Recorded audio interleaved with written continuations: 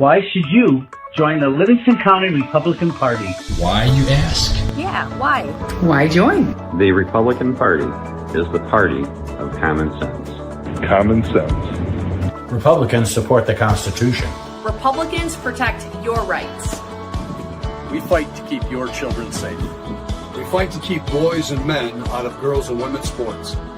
We fight to keep boys out of girls' restrooms. We fight for you. What does the Republican Party do? We help Republican candidates get elected. Why is it important to elect Republicans? Why is that important? Why? Tell me, why is that important? Livingston County is one of the safest counties in Michigan. Livingston County has one of the lowest crime rates in the state of Michigan. Livingston County has the lowest tax millage rate of all 83 counties. Republicans work to balance the budget. Republican legislators vote against raising your taxes. Republican elected officials believe in transparency. Republican clerks run elections with integrity. Republican trustees protect your rights. Republicans support our veterans. Who can join? If you are conservative, we want you in our party. All conservatives are welcome at our table. Join our activities. Join the fun. Become a member. Join us now. Hi, I'm Deb Drick, Chair of Livingston County Republican Party. Our conservative message has been very well received in Livingston County, and I'm so happy to share with you that people are stepping up right and left to help. The only thing's missing is you. Come join our mission. Come join our fun. Go to livingstonrepublicans.com and click join. You'll be glad you did.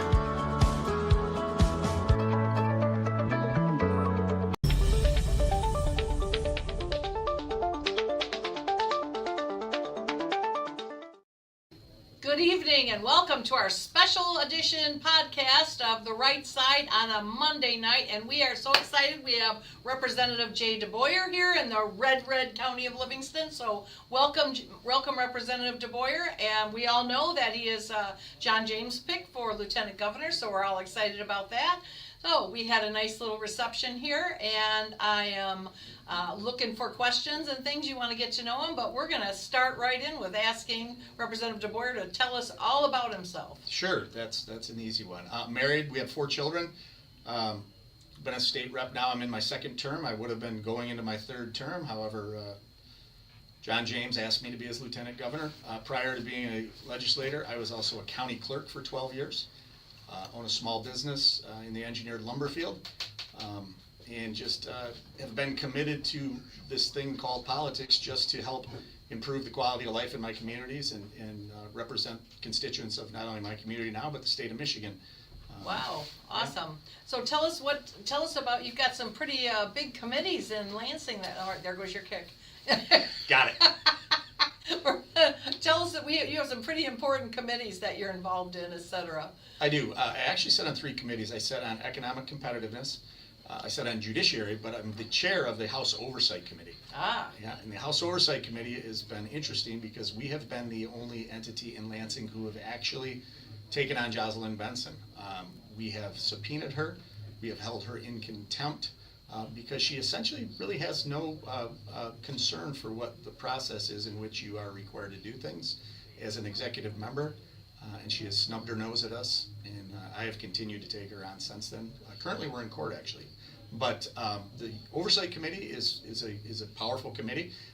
It has subpoena power, it has deposition power. We use it only when necessary, but in a case like we are dealing with someone like Jocelyn Benson, we've used it appropriately. Awesome. So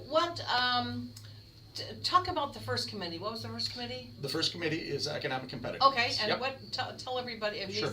A lot of our viewers are not familiar with the House workings, so. Sure, so economic competitiveness is chaired by a Representative Mike Holdley from Au Gres. He's a businessman. But what economic competitiveness does essentially deals with legislation that would impact the business world or improve the climate in the business world, those kinds of things. I imagine that I was asked to be on that committee because I've spent the last 30 years of my life owning a small business. What was your business? It is engineered lumber. Okay. For most people, I tell them the easiest definition of that is something like a roof truss on a house. Okay. Makes it clear and easy. All right, well, that would certainly help. Yeah. Let's get a couple of, Mark Ashley, Price greetings from Wayne County. I tease Mark, and he is he's exactly 50% of the Wayne County Republicans. If God's will, you have the second most powerful person, our beloved Michigan, next to you. I agree with you. Scott Greenlee, Representative Jay DeBoyer's the best. Fantastic Lieutenant Governor picked by John James. We are all in agreement. Mark will vote for you, and the rest of the, yes, please go Highland Park, as Highland Park needs a lot. Yep. So, okay. Yep. Including the school district. Sound is not correct. Hang on. How about now, Rob? You got a technical situation here. Ask Rob if it's. Ask Rob. Open up. Yeah. No, we're not using the camera mic.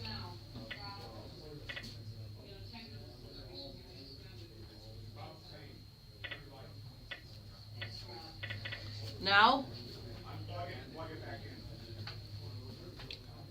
Okay. We got a little technical thing here, a little sound issue.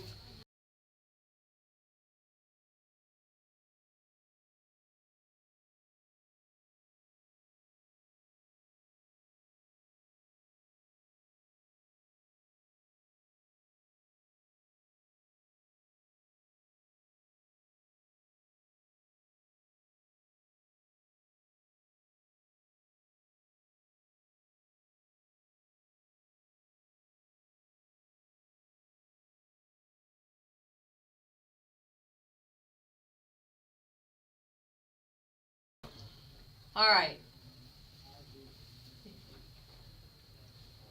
Amy can hear good. Okay, so are we all, I think we're all set on the hearings. All right, so we were talking about lumber. Where were we? We just brought up economic competitiveness. The other committee that I happen to be on is the Judiciary Committee. Oh, okay. Yep. And my background to be that is I was a county clerk for 12 years, and as the clerk of the county, you're also the clerk of the circuit court. So you're dealing directly with court matters on a regular basis, process-wise, those kinds of things. So that's kind of the connection on my 3 items that I'm on. Okay. So tell me what, I mean, you know, the fact that you're a legislator, you're a current sitting legislator, I cannot say enough about how important that is. Kind of like when I had Tony Ferlini, that he was a legislator, because you have to be able to work with the legislators sure. In both. So having that knowledge is great. What other skills would you say you picked up as a legislator, or even before a legislator, that'll help you become a really solid lieutenant governor? You know, I would say that, well, probably one of the most important is my business background, just because it forces you to operate in the real world. It forces you to understand that you have to operate efficiently. You have to make decisions, sometimes tough decisions about where you allocate dollars. It doesn't mean you may not want to move money in a certain direction, but the reality is you have to operate within the means that you have. Okay. So I would say that probably is one of my most contributing factors. However, I have been in the legislature 4 years. I'm a pretty conservative guy. I'm the chair of the Conservative Caucus in the House. A unanimous pick, by the way. I'm proud of that. However, I have been able to develop relationships across the aisle. Doesn't mean that I agree with their policies. Right. But it means that for the good of the state, I can sit down and get to a conclusion that will benefit the people of the state of Michigan.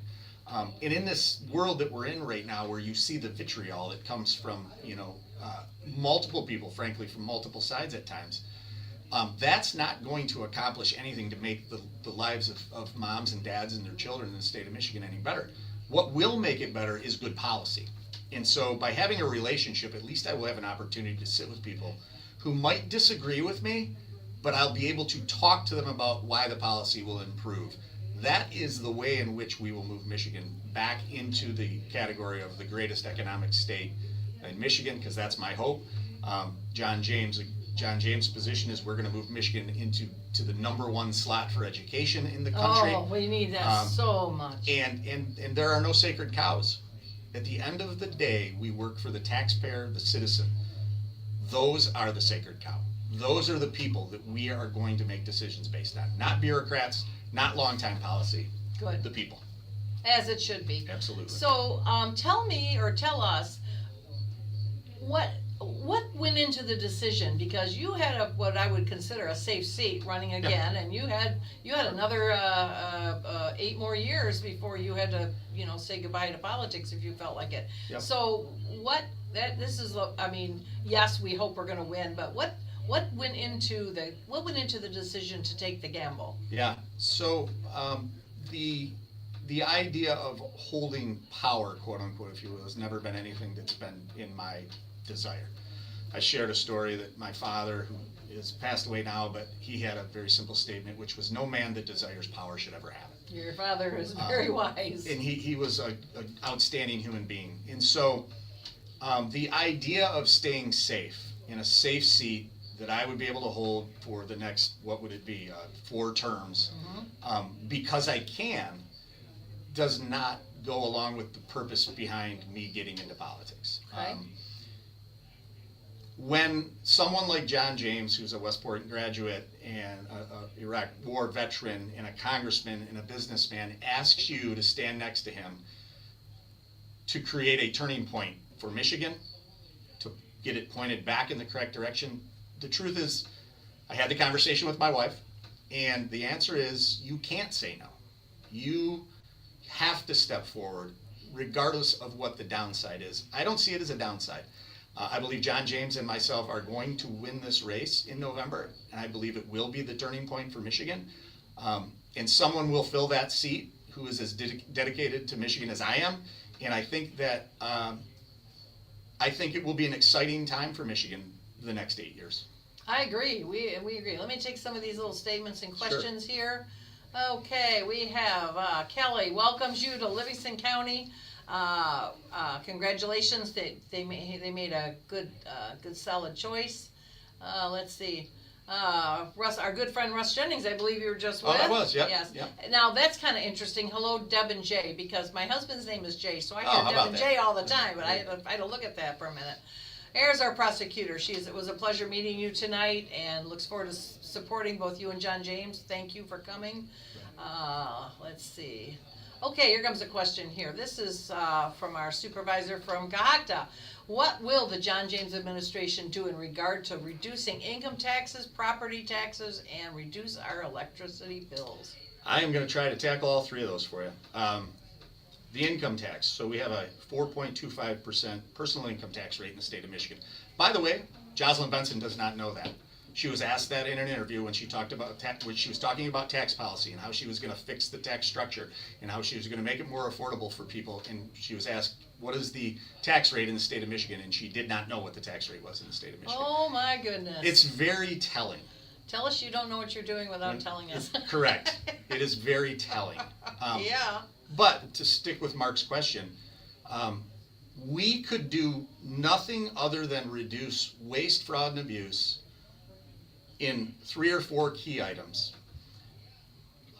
Reduce the budget by about $1.85 billion, and we could knock that 0.25 off tomorrow on the tax. Now, it is only 0.25, but that means that 0.25 is going in your pocket as opposed to Lansing's pocket. Sure.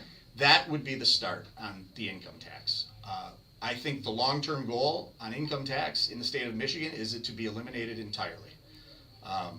The property tax. That seems to be a hot button, isn't it? That's the biggie. The property tax reduction is a harder thing because most of the property taxes you pay are paid through your local jurisdiction as opposed to through the state. The one item that you do pay through the state is the state education tax. Mm-hmm. It's about 6 mills. The current Republican House did pass a bill to reduce that. However, it got no traction in the Senate, and clearly the governor would not sign that. But that is 6 mills of tax on an average house. That's going to save you $1,200 a year in the state of Michigan per household. So 6 mills property tax reduction right there, which is really the only item that the state has control over. The rest of them are within the purview of the local jurisdiction. However, there is this thing we have called a pop-up tax, which is when a house is transferred. And I'll use an example of my own mother who passed away 2 years ago. She lived in her home for 45, 50 years, paid for. She wanted to downsize. My father had passed away, everybody was moved out, she wanted to downsize. she found out that if she were to have sold her home, taken the proceeds and bought something smaller, a condominium, something like that, even though she would have had no mortgage payment, her monthly expense would have gone up, even though she would have been moving into a cheaper home because of that pop-up tax that takes it up to fair market value. What I have said on that point is what we really need to do, if we're going to fund government through property taxation, which I would even question that we should, but if we're going to, that property needs to be taxed as an entity, meaning that you don't change the tax burden when a new owner takes possession. Oh. And by the way, we're going to be closing in about 2 weeks. How fast can you get there you go. Going? Oh, by the way, it's a major contributing factor to a shortfall of available homes for the very reason I just explained. People are saying, why would I sell my home? Yes, I'll have proceeds, but I am not going to eat that tax burden that's going to come with my new purchase. Right. So there's a little angle there. The electricity bill is actually, to me, although I like to say it's simple, it is complicated. However, in 2023, when the Democrats had a trifecta, they passed their version of the mini Green New Deal. They required this net zero by 2040, or 2035, which meant that entities like DTE and Consumers Energy were forced to implement new infrastructure that they would not have spent money on, that they wouldn't have had to spend money on in order to comply. Not to mention that they were forced to mothball facilities that had viable life left on those facilities, which means that if it had 15 years of viable life left on it, all of the upside revenue that would have been used to keep your tax bill down, generated through that facility, is gone because they couldn't use it's stranded capital. It's stranded money that they could not use. By the way, they're subsidized back for that out of taxpayer dollars, but we're not producing energy out of those facilities, which means that the volume of energy provided, the volume of consumption against the provided energy is not balanced appropriately. So that drives up cost. What I think you would see, and I support out of the John James administration, is every means necessary for energy production, whether it be natural gas, whether it be solar and wind, whether it be small nuclear reactors. If you look at the technology with small nuclear reactors, as you may know, we've got the Palisades on West Michigan back up and running. If you look at small nuclear reactors, they are very efficient. They're very, very safe. It's not the old 3 Mile Island. It's very safe. So if you want to drive energy costs down, you need to drive the ability to produce energy down. And the current administration has been doing nothing but driving up the cost to produce energy. Okay, those are awesome. Long, questions. but I tried to address all of them. No. I'm glad you did. That's important to know those things. You've identified the top issues or problems you want to address. Are you going to provide understandable, deliverable solutions to these problems? Well, so far you've convinced me you are going to do that. Michiganders know the problems. They want to believe someone's going to solve them. Yeah. No, you and 95% of the rest of the populace feel that way. Government, at times it almost feels like government creates a problem so then they can feel like they're creating a solution. It's like Munchausen syndrome by government. By government, proxy. exactly. The problem with that is that you have a bunch of individuals that otherwise don't have experience. Think about the fact that you have individuals who have no experience in energy production, sitting on the MPSC board, telling the energy producers what it is they have to do. When the energy producers are regulated in a manner like that and they're told to do something, they just kind of have to throw their hands up and do it, even though they may know that it's not efficient, even though they may know that it is a horribly bad business practice. Or worse, they don't know. True, because it's not right. They make it up as they go. Yeah. So I think that the John James administration is going to focus government's role down to the important things that most people expect out of government. They expect public safety. They expect a good education system. They expect a infrastructure that works, roads, bridges, water lines, sewer lines. But the thing that we can also impact is the regulatory environment in Michigan. Michigan ranks at the bottom for business attractiveness. Now, if you don't have a business, that might not mean a lot to you because it's not impacting you. But here's what it means. That means the business owner goes to Texas, or he goes to Indiana, Yep. or he goes to Tennessee, and he takes those good paying jobs with him. If you want to improve the economic condition of Michigan, you have to get the regulatory and the tax policy in line. Eagle is out of control. Eagle has run our farms into the ground, and they have run our businesses into the ground, and they have run our building industry into the ground. A new home, due to regulations, starts at about $115,000 now. That's the cost just for regulation. Now add the labor and materials afterwards. You're going to see the John James administration address Eagle, I believe, on day one with some of their policies. The agricultural industry is hemorrhaging in Michigan because of the policies of Eagle. They don't know how a farm works. They don't know how a livestock raising facility or a slaughter facility works, but they're regulating them to the degree that they're leaving our state. They're literally leaving our state. You want to fix economics in Michigan, you make it the most attractive location in the country to do business, and we will be the boom for the next 8 years. Agreed, and I'm just so excited to hear all this. Jay, let's all hear. Hello, Roscommon. Roscommon pops into our podcast frequently. Ken Borton, he has taken on the DNR like no one else in Lansing, Yes. and God bless him for that. Yes, and bless him, because I'll tell you, the hunters and the landowners, the abuse. Yep. So they're going to see you Thursday at the dinner at Roscommon in Common County. So. That's right. Hello, Roscommon. Thanks for popping in. Okay, you were talking about nuclear energy here again, and so this is kind of a continuation here. Is there anything you're going to do or plan on doing to make Michigan more welcoming to nuclear energy? Well, absolutely. So you have to realize policy. Hey, we have checks and balances for a reason. You don't want dictatorship. You don't want an all-powerful executive branch. You have a legislature, House, the Senate, and governor. But I think the experiment is over with the belief that we're going to be able to provide our needs and our demands with wind and solar. It's not possible. Michigan ranks, you're going to laugh when I say this. There's 50 states. Michigan ranks 51st in the country in dependability, behind including the District of Columbia. Oh my goodness. Now you ask, why is that? Is that just the energy companies that are causing that problem? Sure, they could be contributing to that with some of their own internal policies. But the reality is when you put a financial burden on them that requires them to be running cables and running solar and running wind, and not allowing them to continue to invest in natural gas, which we all know is 99.5% perfectly clean, which, by the way, the last piece they can clean on its way out.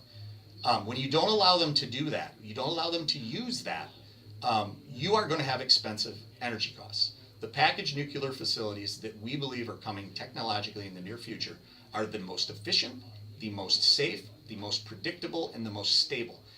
And then what that will allow them is to invest their money into the infrastructure, which is where we have our dependability issue. Okay, all right. That's a good answer. Let's see, Russ. What do you answer? What do you poaching my podcast for? Wasn't he really with you yesterday? I'm joking. I love Russ. How does you and John plan to handle hyperscale data center development without stepping on the toes of local control? There's another hot button. No, that's a great question. Yes, Number one, local control should be paramount. If a community has no desire for a data center to come into their community, that should be the way it is. You do have to be cognizant of personal property rights and those kind of things. But a data center is one of those things that is massively large. We can debate the necessity of data centers. I happen to believe that at some level data centers are necessary. However, let me just give you for instance. There's entities in the state of Michigan that we subsidize. I should say it this way. There are municipalities that continually need some form of state subsidy to be able to sustain. There are brownfields all over the state of Michigan that are otherwise contaminated sites that most individuals would have no desire to put a subdivision on, to put a playground on, to put a shopping mall on. We should be focusing on those brownfields and asking the people that are wanting to put the data centers in Michigan, Partner with us on the brownfields. You clean those brownfields up, you can use those brownfields.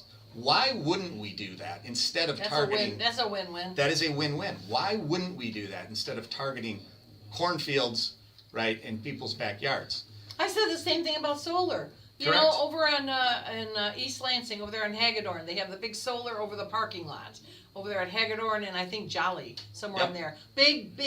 That's the perfect place for solar. Perfect. Yep. It doesn't mess up anybody's fields. It doesn't contaminate anything. So I like it. I mean, there's a lot of good things. Yeah, I think and my biggest worry, I hear the big scare about data centers, and I'm a little leery of them too. But at the same time, I'm a lot more worried about China having my data. 100%. Would you rather the data be stored in China? I know. The other thing is this. If you look at the tax revenue that the data centers generate, wouldn't you rather have that money being generated in communities that can't get that brownfield cleaned up? By the way, guess who's paying to clean these brownfields up today? We are. We are as taxpayers. If I could pick your data center builder to go to the brownfields and use the brownfields and clean the brownfields, it is a double win. And by the way, most of those brownfields are in areas that are not neighborhoods. Right. They're in industrial areas is where they're at. And that's really where these should be at. I took a trip just when the data center popularity here last spring. I took a couple of trips with some local electeds, and we went to New Albany, Ohio, where it is a data center mecca there. It is 60 to 80 data centers. They were everywhere. And the town just was rolling in money. The schools rolling in money, and they had, oh my gosh. So but they set up a site specifically for that. There were no houses nearby, everything, and it was acres and acres of these data centers. And you know, it was, I didn't smell them, I didn't hear them, I didn't see, other than them being ugly. And I talked to some of the data center people one time and suggested that they make their warehouses, shape them like barns and put them in the middle, and then nobody will complain. So that was my idea. Anyway, so let's see here. Mark Fosdick again. He heard John say he would work to eliminate PA 233, which I know that. Are you working to repeal that law, or will you? And right away, I know Mark in Cohocton, they have a little bitty square that would probably, town square that would fit into the side of this building, and then it's all farms. Yep. So this is a real worry in Cohocton. I actually was with John earlier today in conversation specifically about Public Act 233, and absolutely that is early on the agenda, because Public Act 233 is what is prohibiting efficient operation of energy production in Michigan. Plain and simple. It's that simple. It must be repealed if we want to see anything happen with the cost of energy in Michigan. Okay. All right. Well, Bob Kitcher's like, and he's grouchy and complains about everything. So if he likes what he hears, that's good news. Hi, Bob. Hi, Matthew. Matthew's running for state rep in the 11th district, I think. Phyllis says that John made a good choice in choosing you. Thank you. Let's for that, see what else we got. Karen Murkowski. Then she says you'd be creating an eternal brownfield. Use industrial zone areas. I thought that's what you were saying, right? Well, I'm an advocate if there's going to be, remember, it is a local issue. If a local jurisdiction would like to do business with a data center, let's look at brownfields then. Okay. Right, in those industrial areas. Okay. All right. Mr. Stafford disagrees. That's okay. This is America, and we can all do that. Not all brownfields are in industrial areas. That's true. Correct. Oh, and there's Kat Dobis. Hello, Bunny from the 12th. That was me. The Bunny is me. So that's from the 12th, Wayne 12th over there. So, well, I'm happy with all the questions. I think I'm going to take here we go. There's plenty of space. Rob says there's plenty of room in Flint. You know that Flint will probably welcome He's them. Actually right. If you go up to Flint, right, which used to be one of the mega producers for the auto industry, there is massive areas that are in the brownfield designation that are being unused, but yet Flint still has this massive sprawling water and sewer infrastructure with nobody tapped into those lines for miles and miles that, by the way, all have to be maintained. Right. Why should the state or a taxpayer from Sault Ste. Marie be subsidizing into Flint? that shouldn't be happening. They should be courting these things. If they're gonna come, that's where they should be. Okay. So you have John that's coming in with his, and I had John sitting here. By the way, that's the lucky seat right there. Chair. Doug Lloyd announced in that seat. Oh, no kidding. Yes, and what a great opportunity we have right yes, there. Yes, and I'm going to let you pass on that looking at Thank me you. there. So okay. So that we call that the lucky seat 'cause that's the seat that he announced in that seat. So he wanted anybody that announces anything interesting there. I love it. Announce your, we heard from John, who sat in that seat. Sure. We heard from John, and he told us kind of what his first 3 priorities were. I'm going to assume you're going to have some kind of input on some priorities. So do you have priorities that are like your first few? They don't have to be 3, they can be 10 for all that matter. I mean, I probably could sit here long enough and, we could fill the rest of the day. But John asked me that question. And my answer to him was, there's lots. Sure. We talked about public education. Sure. But education for all and every option that someone desires, whether it be private, whether it be parochial, whether it be alternative, whether it be online or whether it be public, right? We need to treat all of those students alike. Because at the end of the day, education is for the student, right? It's not for the building, it's not for the administrator. Frankly, it isn't for the teacher, it's for the student. So that public education thing is near and dear to me. My wife is a retired school teacher, so we talk about that a lot. But I'm going to tell you the one thing that we have to start with is right-sizing government. Oh, good. I use a simple example to put it in perspective for people. I'm rounding up because the budget wasn't this big this year, but a couple years ago, after the trifecta, the Michigan budget was $83 billion with a B, okay? There's 83 counties in Michigan. Do you realize what your county could do internally with $1 billion per county every year? You wouldn't have a road that needs to be fixed. No. You wouldn't have a bridge that needs to be fixed. You wouldn't have infrastructure that needs to be fixed. You could fund your schools appropriately. That's how much money is being spent. And then I ask people, when Gretchen Whitmer came into office, the budget was about $48 billion. 8 years later, it's $80 billion. Do you feel 50, 60, 70% better about what the services that government is providing you? No. The answer is no. And it's because most of those dollars that you pay for so-called services are absorbed in overhead and administrative cost. Very little of those dollars trickle down to the service you want.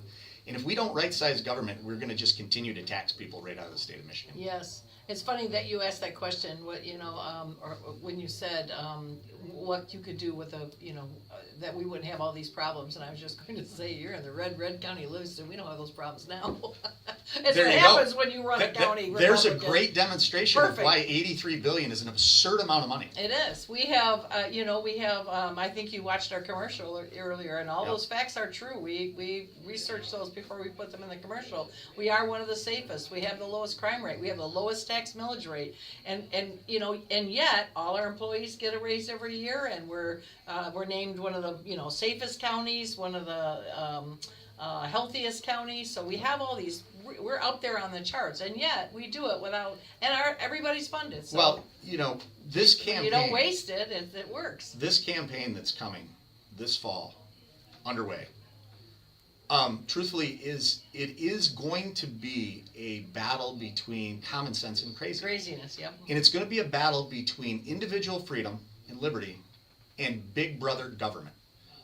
The message that you hear from Abdul El-Sayed and Jocelyn Benson is government is the solution to all of your problems. Mm-hmm. The reality, as I would like to say, and to quote Ronald Reagan, paraphrase, yes, I was just thinking that. No, government is your problem. That's right. It's not the solution. What did he say?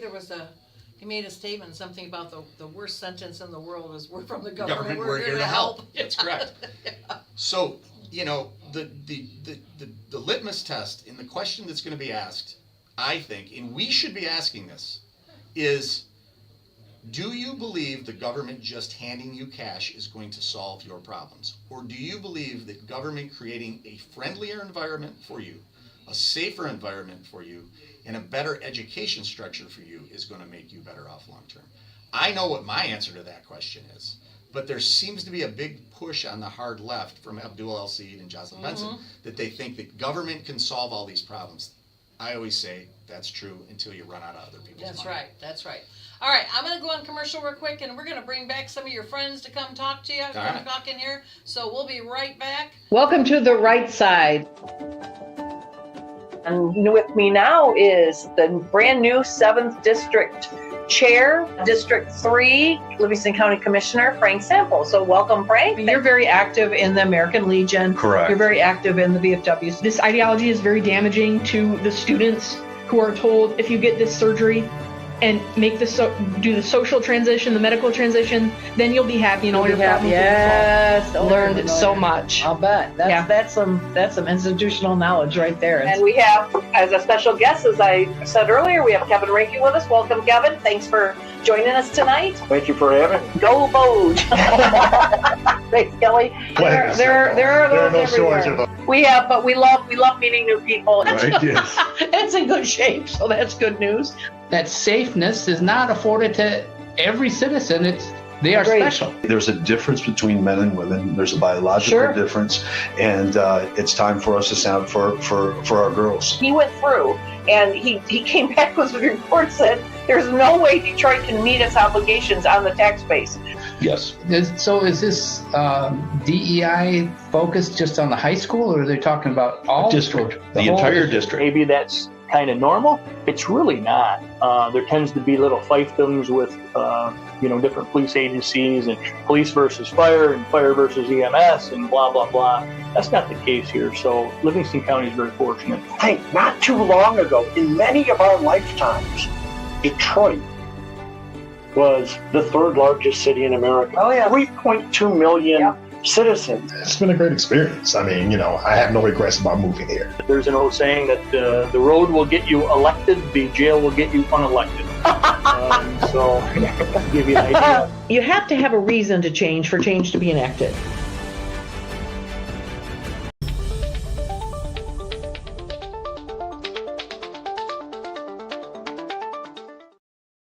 And we are back when I have the first of a couple of Representative Boyer's very, very good DeBoyer's very good friends. So let's go back where we were here, and I have State Representative Jason Wolford here with us from the 50th District, and they work together, and I'm going to sit in the middle and listen to all the oversight discussion. So. Jason, if you'll, when I know somebody longer, I forget the first name. Yeah. Representative Wolford, would you please just kind of talk about your experience with Representative DeBoyer here? Yeah, absolutely. I said earlier that in my life as a Marine, as a businessman, in leadership in those areas, and then in the nonprofit world, and now in state government, I've seen a lot of people that wanted to be leaders. I see a lot of people who strive to chase it. Those that are pretend or wannabes, and then there are those that are. I know this is not proper English, but I once heard that there's some people who talk about it and there's other people who be about it. Yeah. And Representative Jay DeBoyer is one of those that is about it. He bees about it. I've seen him personally on the stage, so to speak, and oversight and behind the scenes, and he's a true friend. I'm so proud of John James and his pick in picking this man, because he is a true leader. Someone that I have a great deal of respect for.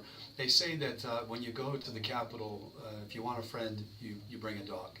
In other words, you can't trust anybody. And a lot of times that's true, but it's not true in this case, because this is a man of authenticity, and it's been a pleasure serving with you, and it's going to be even greater pleasure to serve with you when you're the Lieutenant Governor. Thank you, Jason. That means a lot. It's a humbling experience. It really is. Not something that I was ever even considering in my brain, not on my radar.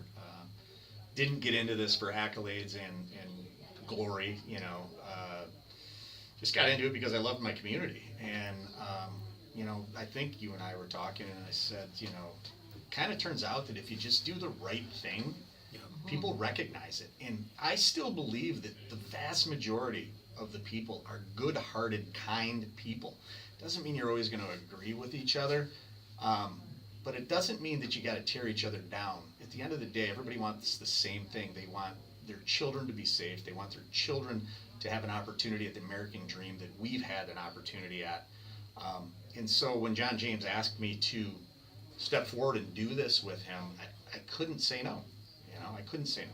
There's a saying in ministry that your giftings and talents will make a way for you, and that's exactly what's happened. It's happened in my life. It's happening in your life. So yeah, I'm grateful, and the work that we've done on oversight. Having the privilege and the opportunity to chair oversight in state and local, which is about half of our budget, but seeing you under your leadership as chair over all of those subcommittees. I think it's important for people to hear some of those things. RX Kids, the state police, the director or superintendent of schools.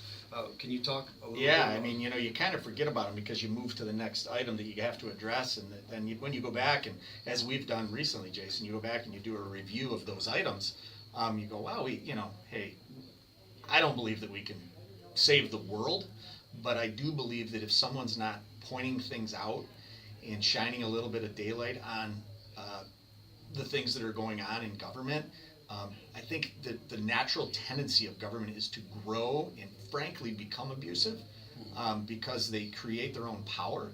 So I think oversight is one of those things that nobody likes to find out that they're being looked at from oversight. And we did a lot of looking. We did a lot of looking. Holding accountable. We did a lot. We started with a bunch of different things, but the big one was, I sent a letter to Jocelyn Benson, and I simply said to Jocelyn Benson in the letter, would you provide us with the training material that you use to train local clerks for the administration of elections? Well, they stonewalled for a while, didn't provide us the information. Now remember, I am just asking for the training material that you use to train local clerks. Now, why is that important to oversight? The time, manner, and fashion in which an election is run is determined by the legislature. The role of the Secretary of State is an administrative, ministerial role when it comes to elections. Everything that is done by the Secretary of State with regard to elections is only because the legislature has vested their power in the Secretary of State to run those elections. So when the legislature asks that person that they vested their power in to provide them the supporting evidence that she is indeed training clerks to administer elections in accordance with state law, I don't think that that's an unreasonable ask. How else are we supposed to manage election law if we don't know if the person that's supposed to be administering it is actually following the law? Right. So she stonewalled us. She didn't provide it for us. We then subpoenaed her. She didn't provide it for us. She stonewalled us. Here was her argument. We're not going to provide it for you because of the threat of election security. If you know how we administer elections, you might be able to use that to infiltrate and cause havoc in elections. And I thought to myself, this is the chair of the House Oversight Committee, elected by the people of my jurisdiction, appointed by the Speaker of the House to do exactly the job that I'm doing, and I'm not allowed to see how you're training people to do elections because I might use that information to act nefariously in an election? I mean, this is not meant to sound like an arrogant statement, Jason, but we make the laws. That's right. What more potential for nefarious behavior could there be than the people that make the laws? Right. And she wouldn't provide them. So we then had to sue her. And we are still in court. Is that what you're in court over? We are still in court for training material. I didn't ask for voter rolls, which, by the way, I would like to have. I didn't ask for voter rolls. I didn't ask for absentee ballot data. I didn't ask for any of that. I asked for the training manual. Here's the irony of it. You're going to love this, guys. And I'm sorry if I'm long-winded. No, heck no. I will, but no, you're doing fine. Here's what, you're going to love this. We asked for a litany of items that were behind a login that clerks use to log into to get their data. Litany of information. Their response back to us was, nope, can't share it with you. That will compromise election safety. So you know what I did? I jumped on Google, started Googling. Mm-hmm. All of the items that she said would compromise election security, I found online. So you have to realize that it wasn't a stone wall because she truly believed it. Here's what it was, in my opinion. It was a stone wall to have a political narrative and to say to her base, look at how I'm pushing back against these people. You're not the boss of me. Right.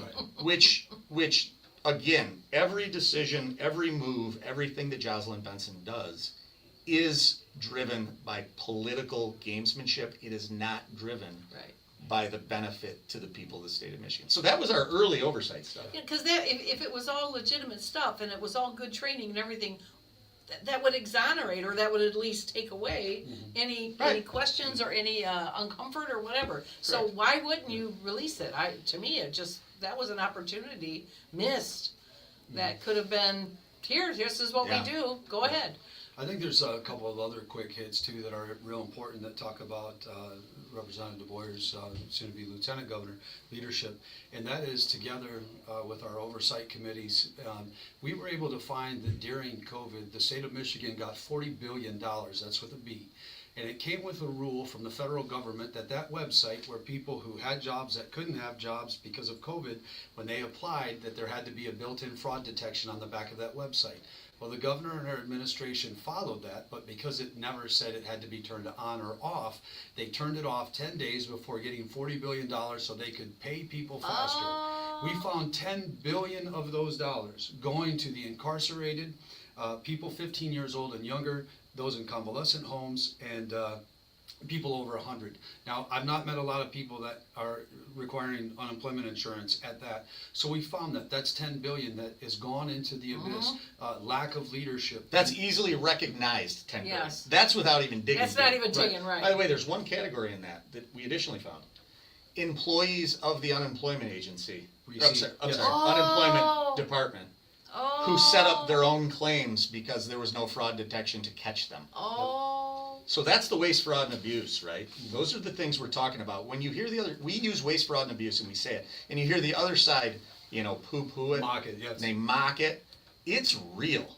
It's real. It's real to the tune of, from the time that we live on this earth, God willing, until we meet our Maker. Through oversight work, we have, through law and the boilerplate into the budget, we have made what we found in oversight something that's now going to save at a minimum $300 million. It's going to near $500 million from the work that we've done. The work that he's done as the head of oversight is saving you, the taxpayer, $500 million every single year. So people say, well, nobody gets held accountable. There's always talk and then nothing's done. Well, you know what? There is accountability. We found multiple things. We put things in the boilerplate, and this is a big one. Somebody has been brought up on embezzlement charges. I think it's important to talk about that real quick, Jay. If you're speaking. Can you talk about it? Yeah, we can. Okay. You're talking about the Cornack case? Yeah. So, interestingly enough, there was a case that was sent to the Attorney General's office that involved an individual named Tracy Cornack. Tracy Cornack is a lawyer who handles probate type issues, and she specifically had a individual, God rest her soul, her last name was Bird, and she was, according to the evidence that we have, she was fleecing this individual who had no family. Okay, so here's the interesting part. The information gets turned over to Dana Nessel's office. It's a biggie. It's turned over to Dana Nessel's office. They do a quick cursory review. I know this, I think. And they basically say nothing to see here, right? And kick the can down the road. Now here's the interesting fact. Literally nothing to see. Nothing to see here. Here's the interesting fact. Tracy Cornack was the treasurer of the Democratic Party. Tracy Cornack worked on Dana Nessel's transition team. Corroborating emails internally even support what we're saying. Right. We leaned on him and leaned on him and leaned on him. We invited Dana Nessel to come to oversight. She didn't show. So I respectfully put her placard in front of an empty chair. But the lawyers that work for the Oversight Committee did a very deep dive within the law, completely ethical, no biased, provided the data, provided the evidence, laid it out on the table in an oversight hearing, and then, thank goodness, the Kent County prosecutor decided after we did that and provided him the evidence that he charged her with multiple felonies. Good. And Dana Nessel attempted to sweep it under the rug. Now, people say, hold her accountable. The issue is that Dana Nessel is the Attorney General. That's right. I'm not the Attorney General. Yeah. This is why electing people like Doug Lloyd Yes. is important. That's what I'm talking about. Yes. Electing John James is important because when you have the governor's position and you have the Attorney General's position, you then can go and deal with these kind of criminal behaviors, in my opinion, that we have seen out of Dana Nessel. I saw one of the questions that's being asked, and they said, what can we do in November? Look, it's time for us as Republicans, independents, and you know what, even some of the Democrats. I mean, look, we have proven to you time and time again how out of control this fourth fictitious branch, the administrative state, is. And that should scare you regardless of whatever letter is behind your name. And whether you're a supporter or not, it's so important to remember your vote may not be for somebody, but it will for sure be against the person that is corrupt, the person that has done things wrong. And we got to get together, we got to come together. This is a proof to me that John James is a man of authenticity because of who he chose to be his lieutenant governor. He could have chosen a lot of people, but he chose him, and that speaks volumes. So, Jay, it's an honor. Thank you for allowing me to be on the program. Oh my gosh, you're always welcome. You know you have an open door here. So, all right, we're gonna go. I'm gonna go get another one of our good lieutenant governor to be's good buddies to bring in here to talk to him. So stay right there. We'll be right back. Maybe. What's going on? Someone once said, where your treasure goes, there also will be your heart. What kind of world do you want to invest in? Do your investments fund industries that tempt people to harm relationships? What if you could be more intentional with your money? What if your investments built content that enriched others' minds? Jason Huntley, CFP, has been guiding families for 30 plus years to plan, invest, and build for the next generation. Scan the QR code now to make that first step to investing intentionally.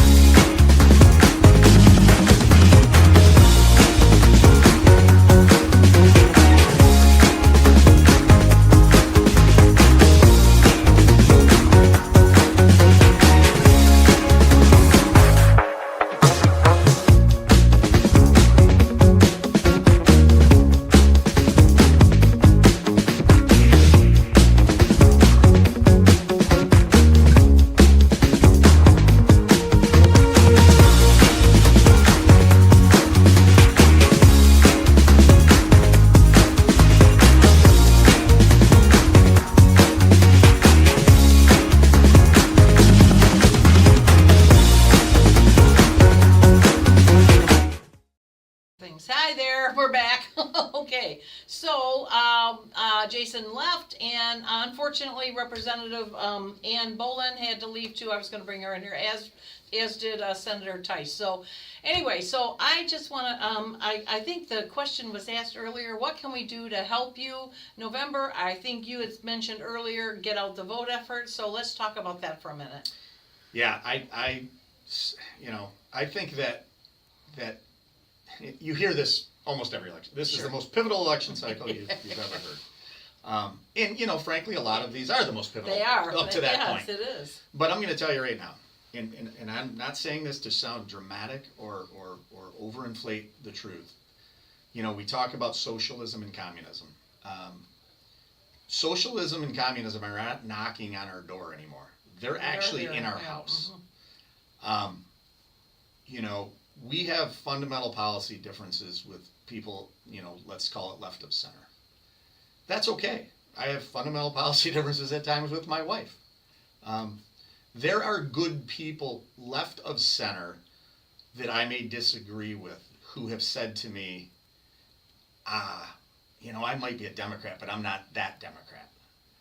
And those are the people with our behavior, our tactics, our policies, and our communication that will move and come over and look at us as a viable alternative. These are union members. These are UAW members. These are laborers. These are electrical union, and these are guys who are saying, "Wait a minute, you want to socialize all of the benefits that we've lobbied and negotiated for years, and now you want to socialize those that I'm going to be getting my health care from the government?" So the point I'm making there is, people like us are going to show up and vote. We need to talk to people, even though we may feel like they're not in our political slot, let's say. We need to get them to come and vote and understand why Michigan needs this. Abdul El-Sayed is a communist. He calls himself a Democrat socialist. He's a communist. Jocelyn Benson was swept into the victory in her party's race early because she had the hard left. I like to call her a limousine liberal. Her husband is deeply embedded with the data centers. She professes to be one thing when she's truly not. Absolutely. But turnout is the most important thing, and that means that we all have to work. John James and I are traveling the state, multiple places every single day to get our message out. And what's funny and what I'm recognizing and noticing is, even within our own ranks on my side of the aisle, we have disagreements on policy. But when we sit down and talk through those policies and respect each other and understand why someone might oppose something that maybe I would be marginally for, we can start to unify our side. And unifying our side is the only way we win in November. And so I would ask everybody, I'm a pretty hard right conservative, but I would ask everyone to come together on our side of the aisle and start to work to pull those people that are in the middle to see us as the logical side. Yes, in Livingston County, we call it pulling the purple. Yeah. You got that purple middle base, and we constantly talk. I mean, every gubernatorial candidate I've had here on the show, I've asked, what will you do to pull the purple? Because you have to pull them. We can't win just Republican or just Democrat, not without that center. You have to pull them. If we stay true to our core beliefs, right, which is individual liberty, freedom, ability to defend our family and our children, that's what we stand for. That's our core, right? Our belief in God, our faith, relying on Him. By the way, please say prayers. I believe in the power of those. Absolutely. That's all good. If you want to move the people in the middle, you're going to have to talk to them about the economic conditions of Michigan. You're going to have to talk to them about the structure of our public education system, and you're going to have to talk to them about what options tax policy and business policy would make it a better place to live, and by the way, keep their children here. So we all know what we stand for, but we have to use the talk in the positions that we stand for on those other items to move those people, that are middle That was a or good answer. middle left. John gave a good answer too, and and if you can't, I'm relieved to hear that, because not answering that question or not understanding it, I think there are still people that just believe if you can out Republican the other Republicans, you're going to win, and that's not how it works. Not in Michigan. At the end of the day, you have to get people out, and you have to get them to cast a ballot, not only for John James, but for Mike Rogers. By the way, further down the ticket, your congressmen, your township supervisors, your local county and Republicans, you need to get them to turn out. That is the sentence of the election, in my opinion. I did a test here not too long ago. And it was they talk about the top-down ticket. I did a test on what I consider the bottom-up. And that is, there are people that don't vote. We know they just don't vote. They may be Republican, but they don't vote a lot, the low propensity. Yep. I had people call me and say to me, I have never voted before, how do I vote? My first question is, why do you want to vote now? I'm expecting President Trump. I'm expecting. Sure. No, it's because my neighbor is running for school board and wants me to go vote. Or my neighbor's running for trustee and asked me to go vote. And I thought about that and I thought, there's a lot of that. If we put a lot of work into our locals to get out the vote from the bottom up. Now, these are people that are also voting for. Yes, right. Exactly. Yep. So this is we try to get everybody involved here, from library board to school board yep. to state rep and yep. Beyond, because it feeds both ways. You're touching on something that's important in Livingston County. So I'm an outdoors guy. I'm a deer hunter. I'm sure. a duck hunter. I'm a pheasant hunter. I'm a fisherman. Done it my entire life. My whole family. My dad. Well, you'd fit in here well. Livingston County is that's this county. Right. So, but here, I'm going to share an important statistic with you. So I guess I'm saying this, that everybody that hears this, that might be a hunter or a fisherman, talk to the people that you do that passion with, and here's why. 400,000 people who bought hunting licenses in the last cycle did not show up to vote. I know. 400,000. If you can move 1 in 5, the election is over. Yep. It's over. So that turnout is extremely important. I talk to all of the men and women and kids that are into the hunting sports that I'm friends with. Every time I go to some kind of hunting banquet, or I talk about the fact that you have to show up to vote. If you want to protect your rights, by the way, if you haven't seen what's going on in Oregon with them trying to get a proposal on the ballot to ban hunting, that's coming. In Oregon, which is a sportsman's paradise. Yes, frankly. yes. If you don't think that Abdul would push something like that with Jocelyn Benson in the state of Michigan, you're kidding yourself. So hunters and fishermen, talk to your fellow individuals that love that sport, that pastime, that family tradition, and explain to them why the preservation of that entity and that experience is so necessary. John James is a hunter. I'm a hunter. We jokingly say we're gonna make whitetail deer hunting in Michigan great again. So it's as silly as it sounds. 400,000 hunting license possessors did not vote in the last cycle. That's an amazing number. That is a lot. That's crazy. One of the things we do here. Well, let's see. Here comes Rob. You said gun, and there he comes. 41% of the Michigan voters own a firearm. If we can carry the gun vote, we can carry the election. That is true. He's absolutely correct. That's correct. And I think that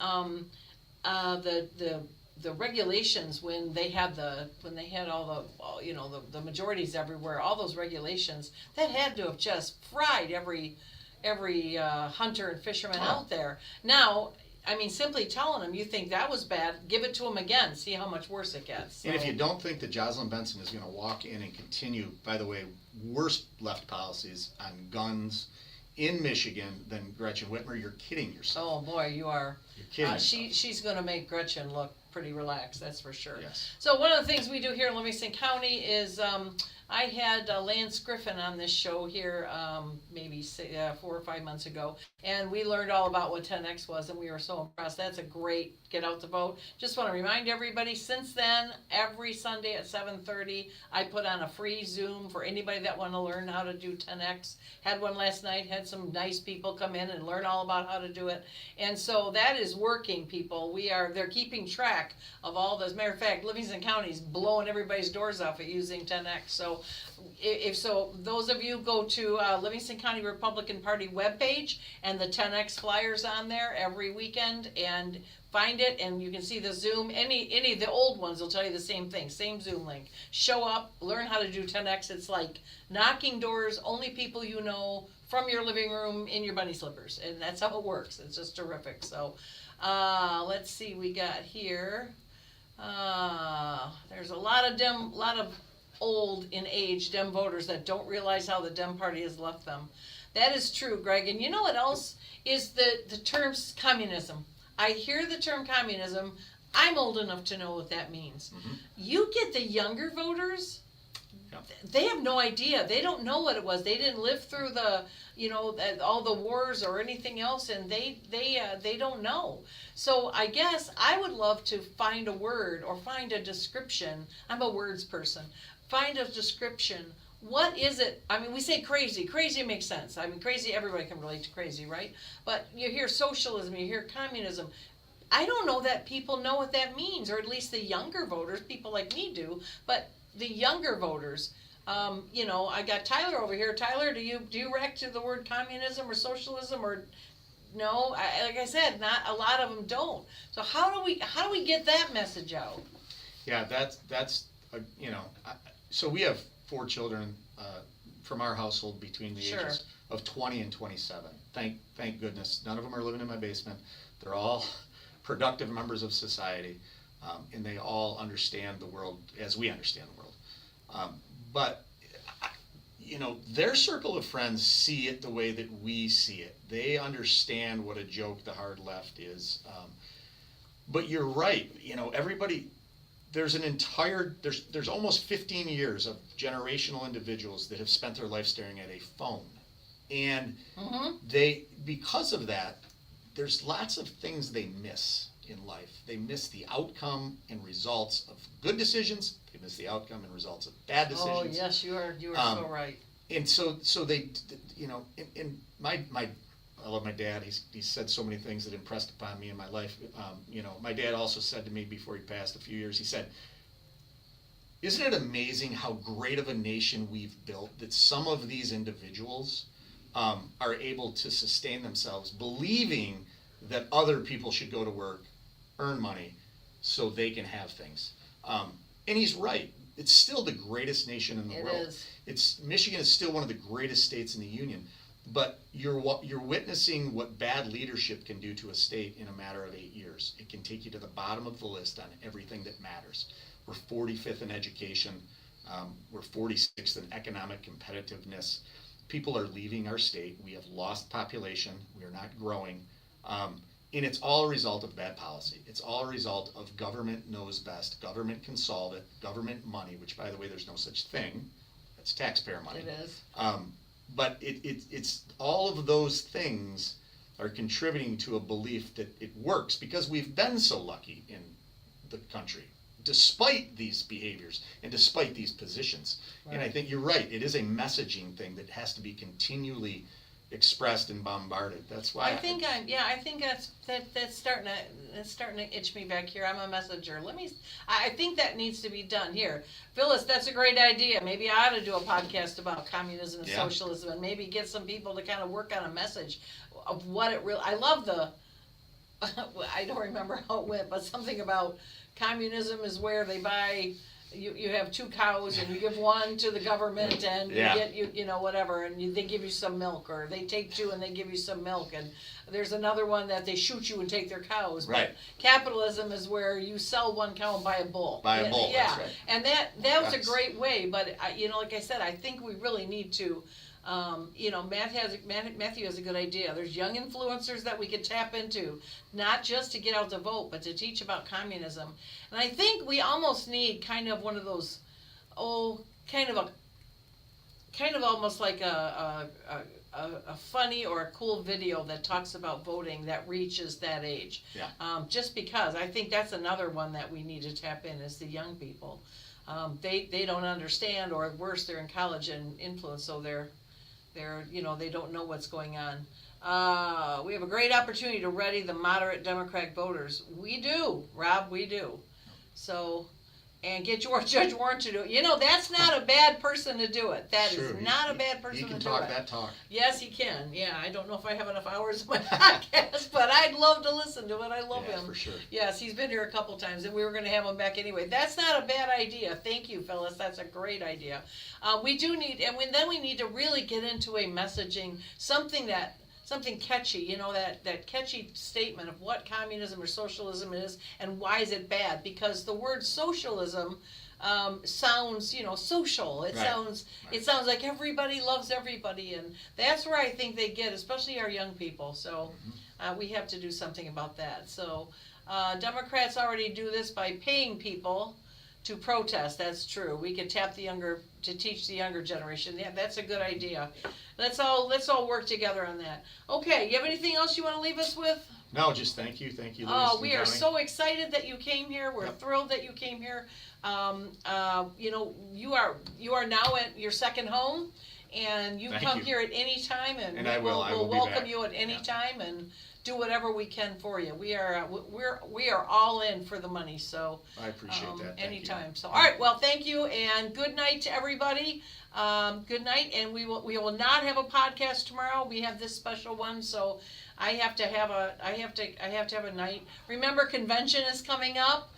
September 16th is our Reagan Day. We'd love to have you back for that. We put on a mean pig roast. Yeah, great. You show up in a cowboy hat and jeans and love boots. it. It'd be the easiest, and you can line dance with us. All right, we will see you then next Tuesday, not tomorrow, a week from Tuesday. And you have a great week, and we'll see you at convention. Thank you.